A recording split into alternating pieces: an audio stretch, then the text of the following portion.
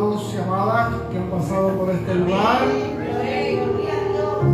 glorificando el nombre de nuestro Señor. Aleluya, santo. Los presentes también, aunque no hayan pasado por aquí, los que están a través de los medios, que el Señor les bendiga grandemente. Gloria sea al Eterno. Vamos a ir buscando en nuestra Biblia Salmo 126, 5 y 6. Aleluya, bendito sea el Señor. Antes nos presentamos delante del Eterno. Padre amado, Señor y Dios Todopoderoso, aquí estamos delante de tu presencia, Señor. Te pedimos una vez más que tu Santo Espíritu nos acompañe, Señor, porque como siempre reconocemos nuestra débil e incompetente humanidad, Señor, que sin ti nada podemos hacer. Te lo pido, Señor, en el nombre todopoderoso de tu Hijo amado, nuestro Señor y Salvador Jesucristo. Amén y amén. Gloria a Dios. Salmos 126, 5 y 6. Como siempre, oramos al Padre en la dirección de su Santo Espíritu. Dice así su palabra en el nombre de Jesús. Amén. Los que sembraron con lágrimas, con regocijo segarán. Irá andando y llorando el que lleva la preciosa semilla, mas volverá a venir con regocijo, trayendo sus gavillas. Amén. Gloria sea al Eterno. El título de esta reflexión es Pagando el precio. Aleluya. Bendito sea el Señor. Sin lugar a dudas que el llamado del Señor para su obra tiene un precio que hay que pagar. Y él mismo empieza en el momento de la conversión. Aleluya, bendito sea el Señor. Porque usted sabe que el maligno, cuando nos convertimos, se enojó grandemente. ¿Y por qué razón él se enojó? Pero hay dos cosas fundamentales. Quizás pueden haber varias, pero queremos mencionar dos cosas fundamentales. Lo primero es que él nos perdió. Porque antes de venir a Cristo, ¿dónde estábamos? En su reino. En su reino de tinieblas, en su reino de oscuridad, de maldad. Y entonces él nos perdió. Y eso lo hace enojar. Y la segunda razón es que cuando venimos al Señor somos transformados. Y esa transformación sirve de testimonio para que otras vidas vengan al Señor y escapen de ese reino. Entonces esas son dos razones fundamentales para lo cual Él esté enojado con nosotros, tal como esa seguridad que nosotros tenemos en la transformación que Cristo nos da. Por ejemplo, si nos vamos a Juan 5:24, ¿qué dice el Señor? Dice, el que cree en mí, el que oye mi palabra y cree en el que me envió, tiene la vida eterna y no vendrá a condenación, sino que ha pasado de muerte a vida. Ahora, ayúdeme usted a ver también lo que dice Colosenses 1, 13 y 14. Gloria sea el Eterno. Aleluya. Bendito sea el Señor. Que es también otra afirmación de donde el Señor nos ha sacado y a dónde nos ha colocado. Alabado sea el Eterno. Santo, poderoso el Señor. Dice que el Señor nos ha librado de la potestad de las tinieblas y trasladado al reino de su amado Hijo, en quien tenemos redención por su sangre y el perdón de pecados. Aleluya. Entonces, obviamente que esto va a incomodar a nuestro enemigo, a nuestro adversario. Y van a venir esas trampas, van a venir esas tentaciones. ¿Y a través de quién usted cree que van a venir? De los que están alrededor nuestro. Van a venir de los amigos, van a venir de los familiares. Y allí va, indudablemente, esto va a traer en nuestro corazón cierta aflicción. Porque cuando usted tiene ya una relación de amistad o una relación sanguínea y ahora usted siente el desprecio, obviamente que eso trae aflicción. Aleluya. Pero aquí nosotros debemos recordar que la seguridad de nuestra salvación no depende de nuestro sentimiento.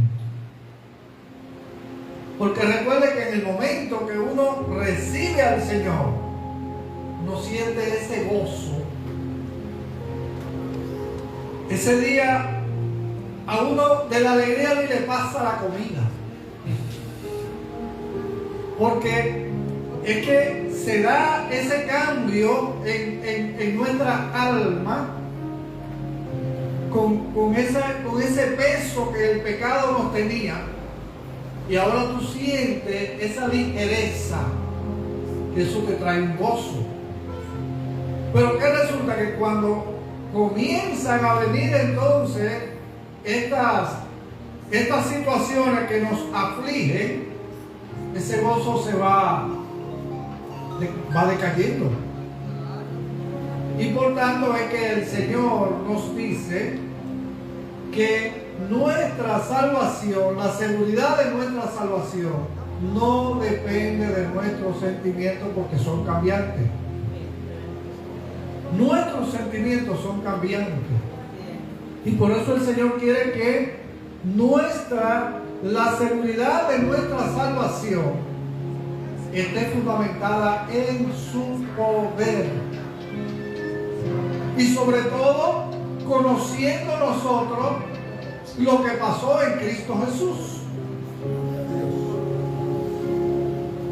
Porque Cristo fue el único ser humano que venció al pecado, venció la muerte, a todo principado y potestad. Entonces Él es que es poderoso para socorrernos a nosotros en la tentación. Aleluya. Bendito sea el Señor. De manera que nosotros tenemos que tener esa seguridad. Y fíjese cómo lo sigue expresando el salmista cuando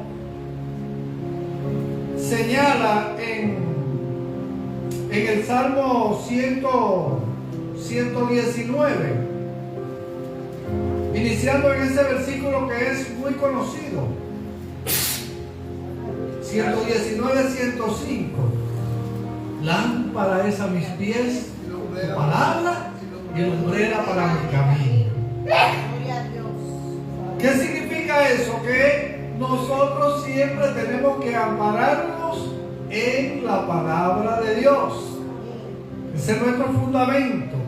Pero fíjense cómo él sigue diciendo entonces en el 106 y 107. Aleluya, bendito sea el Señor. Juré y ratifiqué que guardaré tus justos juicios. ¿Dónde encontramos nosotros los justos juicios de Dios? En su palabra. Amén, gloria a Dios.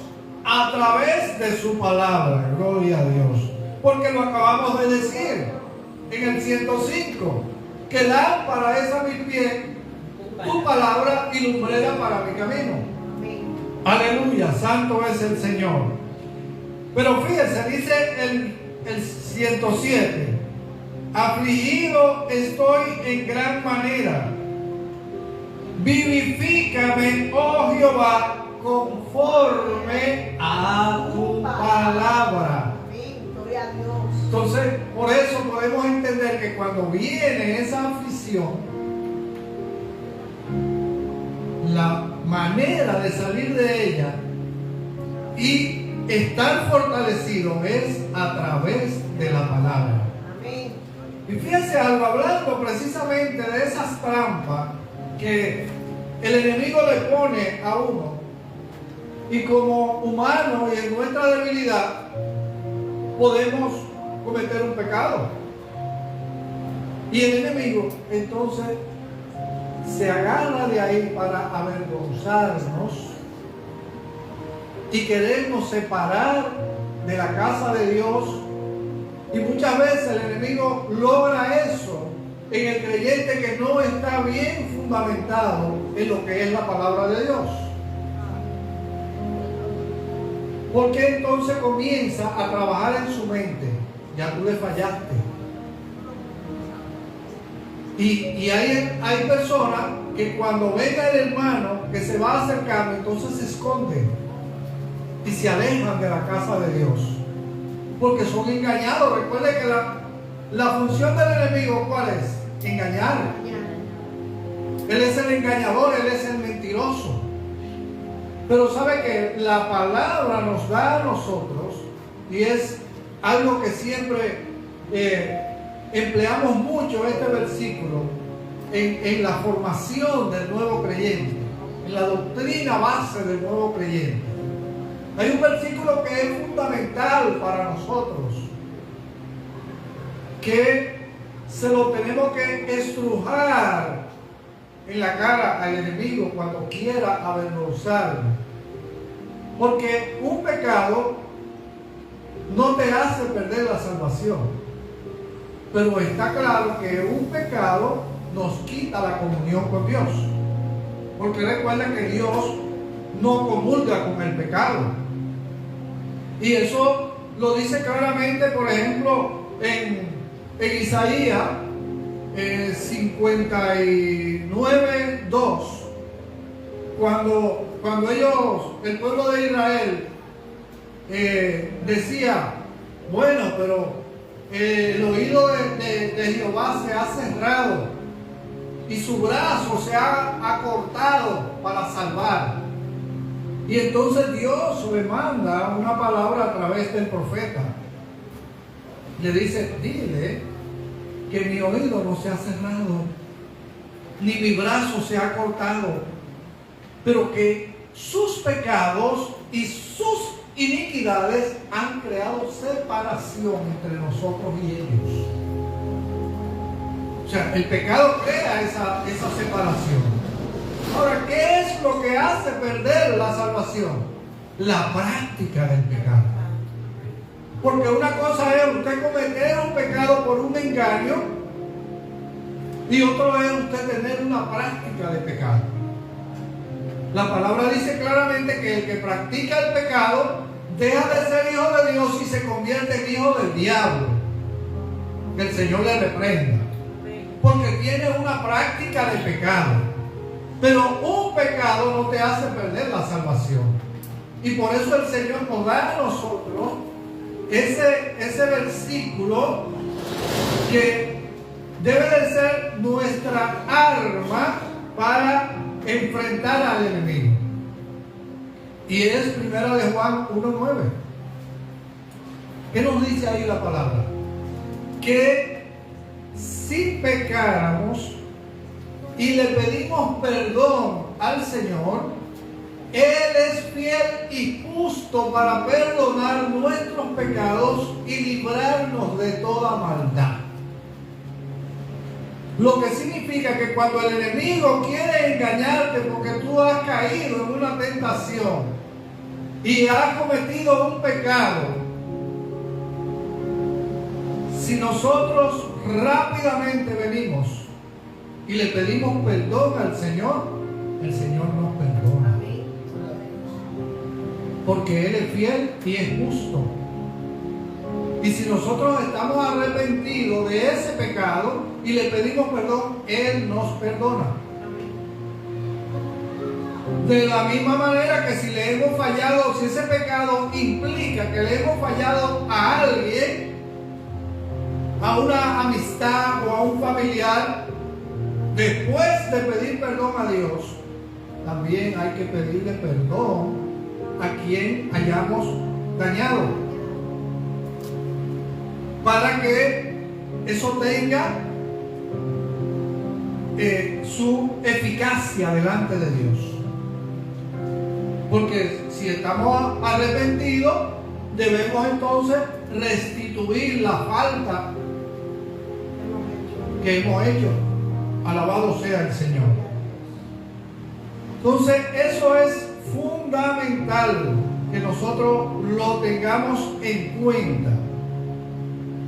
Y fíjese, estamos hablando de que inicialmente todo esto es cuando venimos a los caminos del Señor, pero luego viene lo que es el llamado que el Señor hace para el ministerio. Y el Señor no va a llamar a todo el mundo al ministerio, porque dice que muchos son los llamados y pocos los escogidos. ¿Verdad que sí? Pero el hecho de que usted no haya sido llamado a un ministerio específico no significa que usted no tenga su salvación.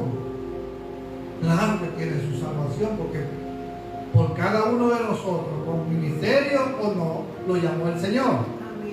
Alabado sea el Eterno. Ahora, fíjense, una cosa es un ministerio para la obra y otro es el don que el Señor te da para el servicio en su obra. Hay que también distinguir esa parte. Alabado sea el Señor. Entonces, en el inicio de la obra misionera, es necesario que nosotros atendamos el consejo divino.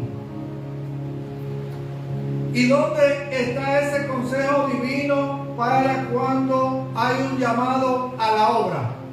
Cuando hay un llamado al ministerio. Bueno, Cristo se lo dijo claramente a los discípulos que habían andado con Él 3 años y algo. Y sin embargo, antes del Señor ascender al cielo, le dice: no salgan de Jerusalén hasta que ustedes no reciban la promesa del Padre, la cual oyeron de mí.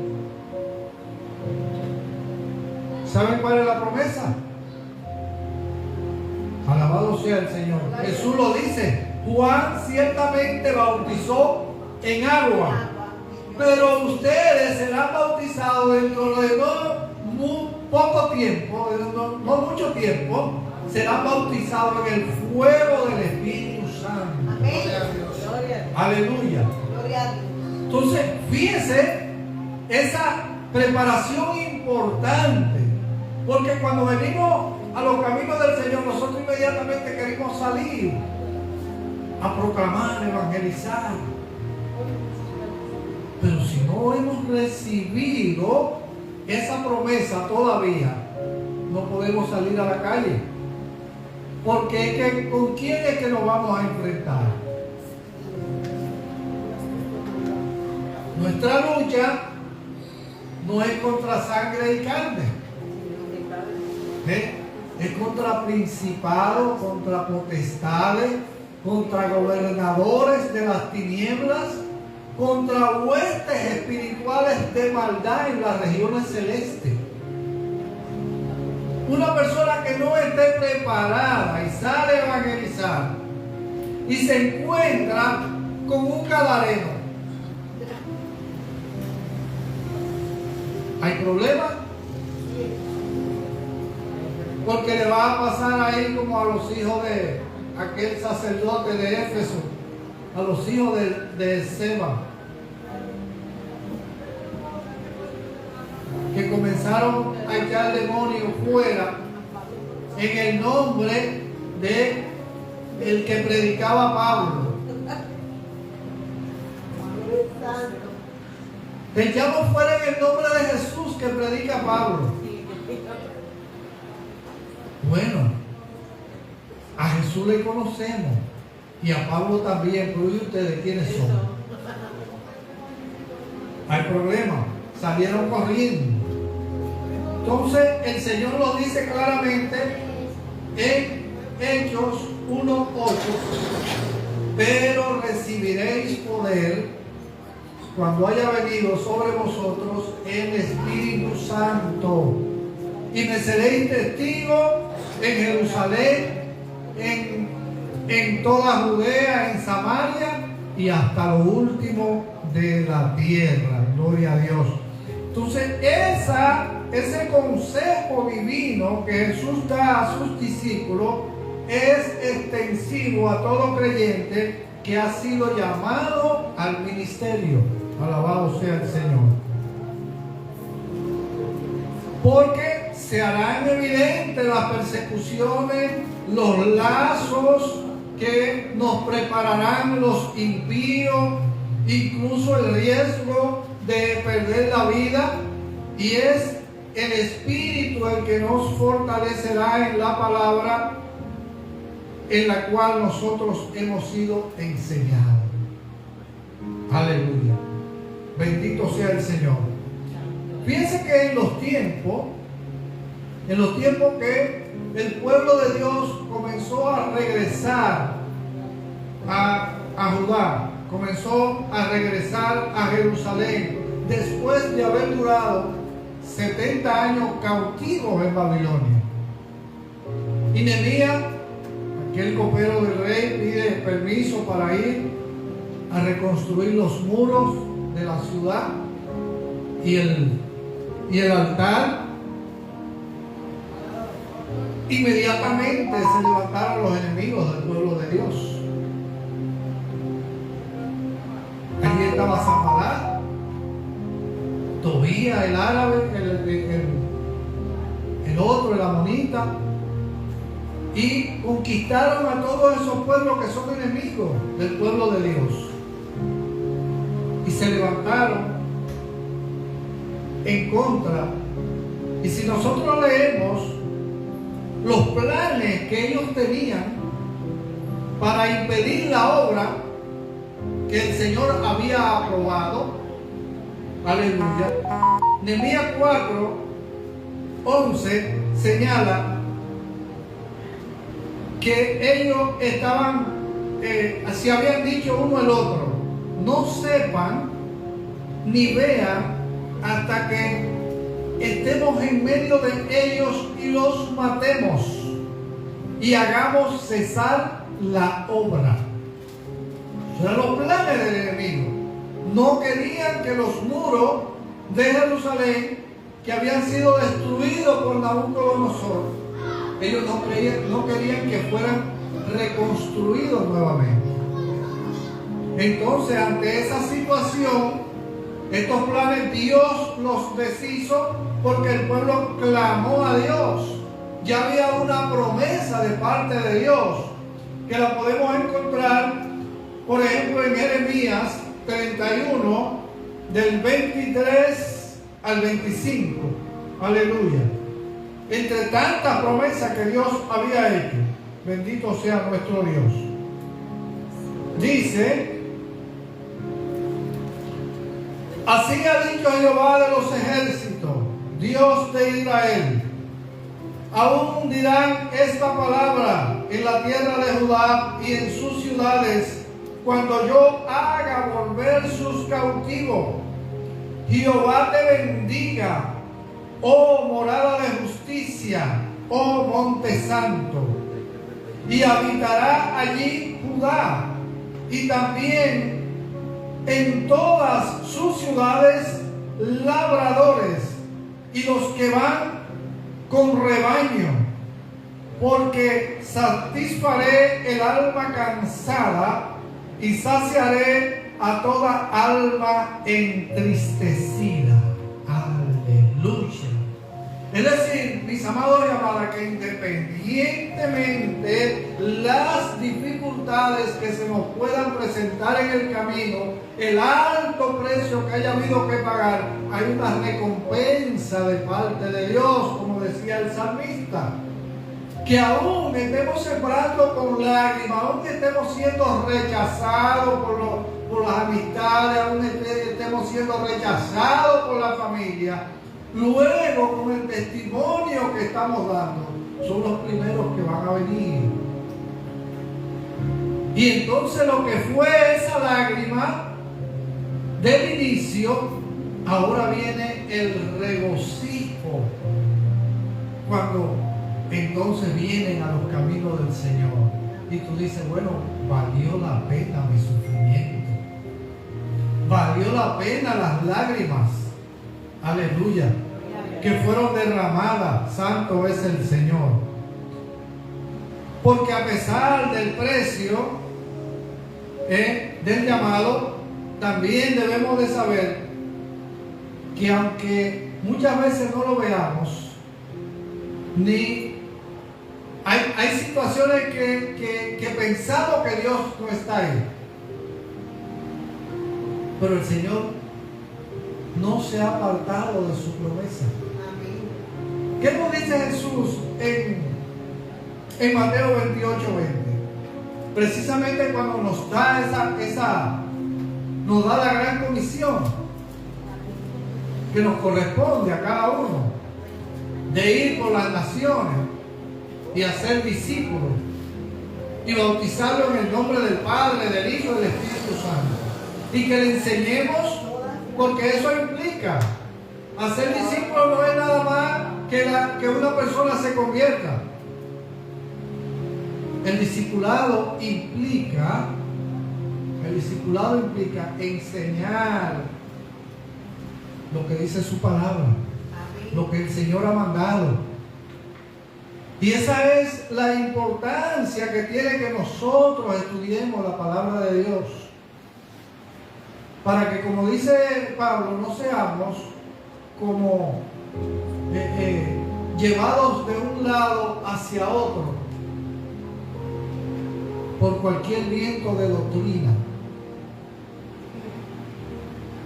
porque tenemos que conocer su palabra, lo que dice su palabra, para no ser engañados por el enemigo. Y sobre todo en estos tiempos que estamos viviendo. Recuerden que la misma palabra nos dice a nosotros cuáles son los tiempos que estamos viviendo. Tiempos de apostasía,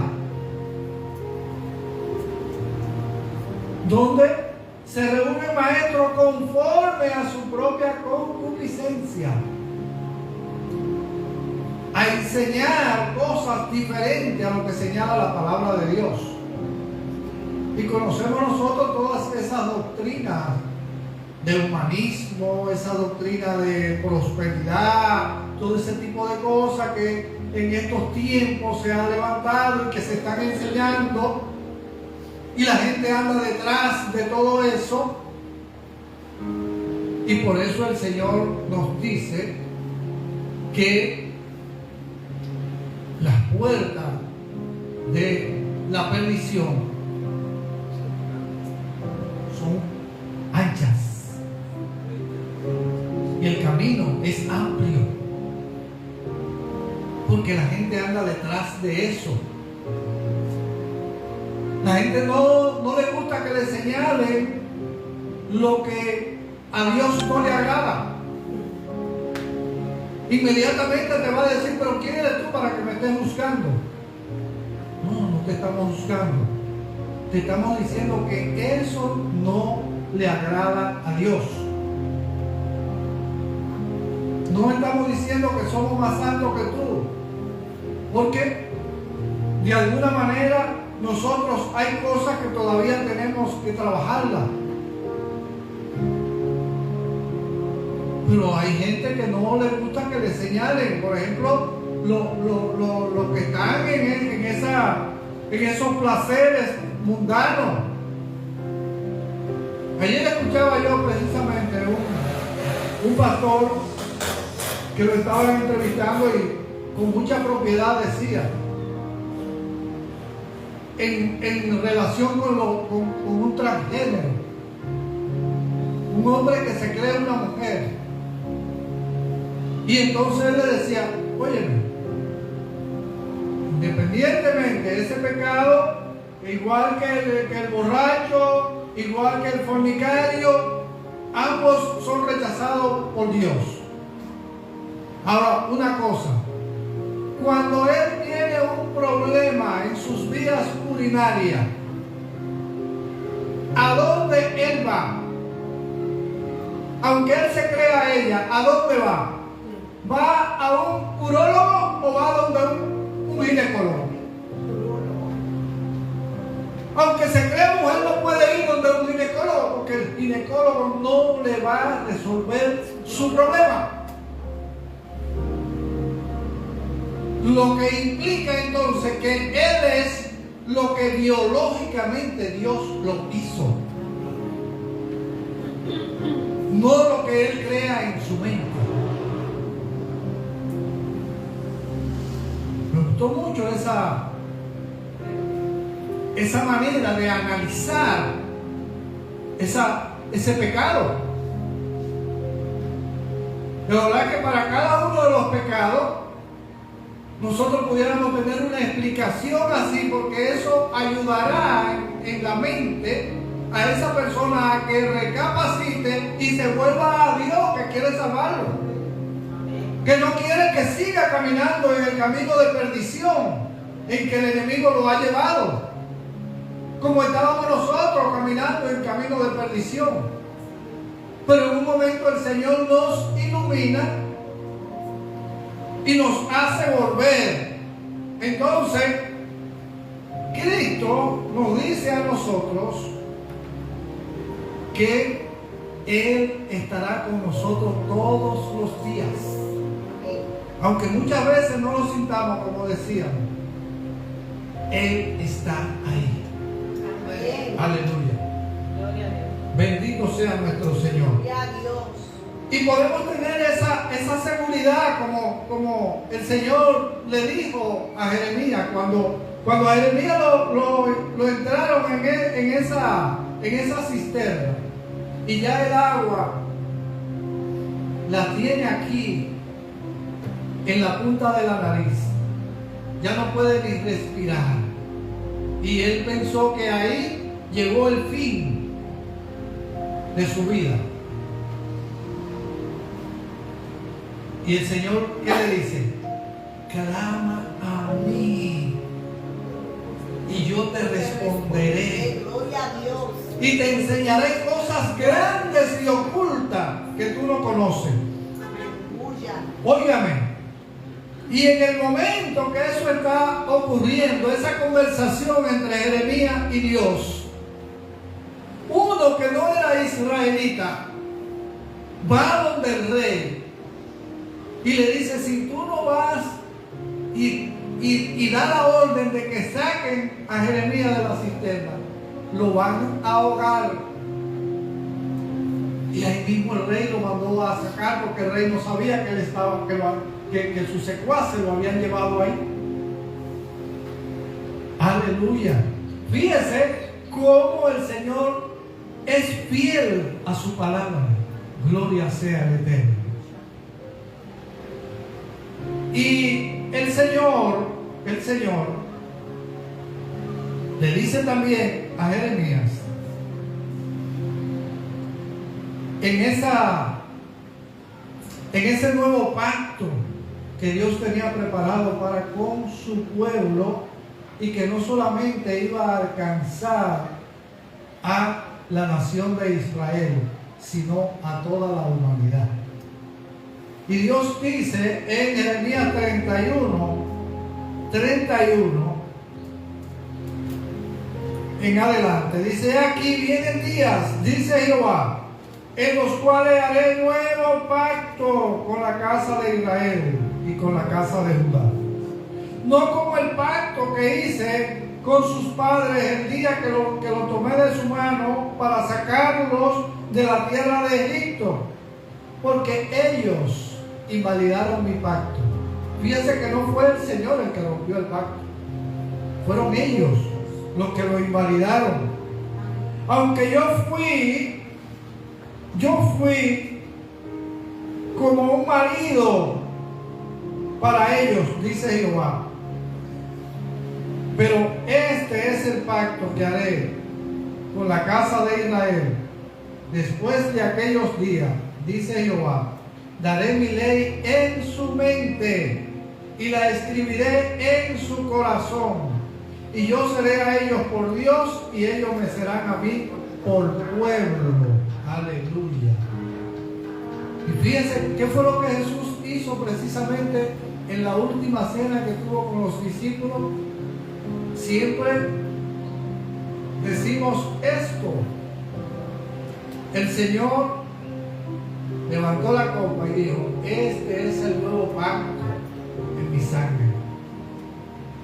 La fidelidad de lo que Dios le había dicho a Jeremías 605 años antes del nacimiento del Señor. Aquí estaba cumpliéndose ahora en el sacrificio que el Señor haría por ti y por mí. Aleluya, en ese nuevo pacto en su sangre. Y cuando Él venga y levante a su pueblo y estemos con Él en su reino celestial, oiga aquí el versículo 34 de Jeremías, lo que dice el Señor: y no enseñará más ninguno a su prójimo, ni ninguno a su hermano, diciendo: conoce a Jehová, porque todos me conocerán, desde el más pequeño de ellos hasta el más grande, dice Jehová, porque perdonaré la maldad de ellos y no me acordaré más de su pecado.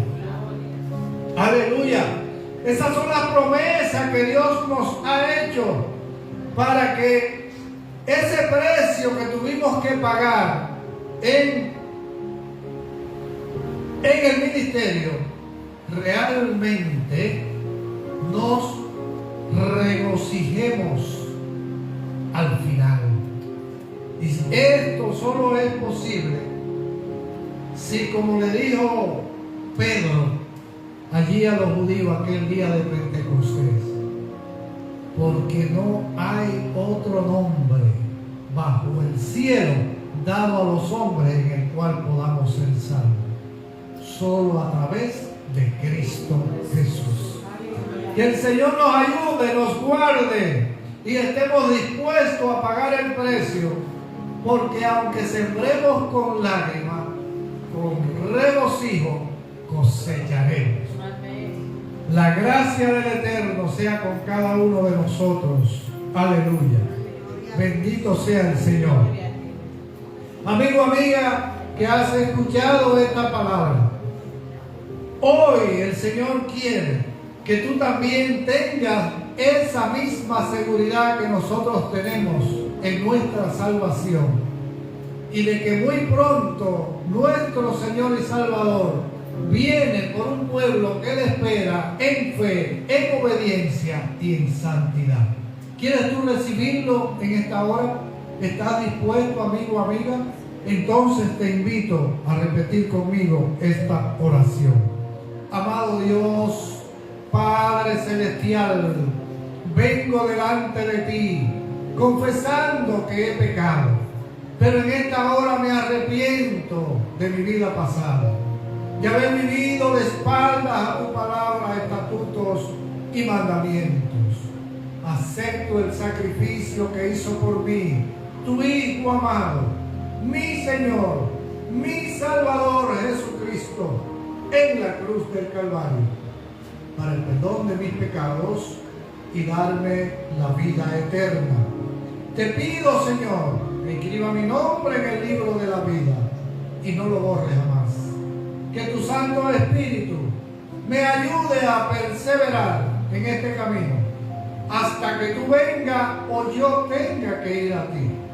Porque en esta hora yo renuncio a todo pacto, todo compromiso espiritual contrario a ti que alguien haya hecho en mi nombre, con mi consentimiento o sin él, y proclamo que solo Cristo Jesús es el Rey de mi vida. Gracias, Señor. Amén. Amén. Si usted hizo esta oración, le invito a leer la Biblia diariamente. Orar al Padre en el nombre de Jesús. Asiste a una iglesia donde se predique y se viva la verdadera palabra de Dios. Si no tienes una, te invitamos al altar del Mesías. Estamos ubicados en la calle Rocco Cochilla, esquina San Martín, edificio Guaroa Medina, local 202, Don Bosco, Santo Domingo, Distrito Nacional. Aquí te estaremos esperando con los brazos abiertos. Cristo te ama, nosotros también. Dios te bendiga. Aleluya. Aquí estamos los martes en nuestros estudios bíblicos de la palabra a las 7 de la noche, jueves como hoy en nuestro culto jueves en su presencia. Los sábados la iglesia infantil a las 4 de la tarde y los domingos a las 10 de la mañana, adorando y glorificando al único y verdadero Dios. Ahora nos vamos a despedir de esta transmisión, uno de nosotros, nunca de su maravillosa presencia. Nos vamos con la bendición del Padre, del Hijo, del Espíritu Santo. Y el pueblo que espera a Cristo dice: ¡Maranatha! Jesús el Mesías viene ya. Dios te bendiga.